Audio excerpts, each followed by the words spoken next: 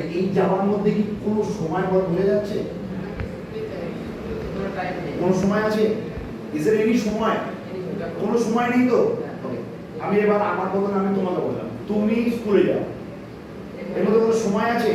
কেউ বলতে পারবে যে এই যে স্যার ও বললো যে তুমি স্কুলে যাও, any time is given, any time বলা হচ্ছে? আছে? নেই। আচ্ছা, সে স্কুলে যায়, টাইম বলা আছে?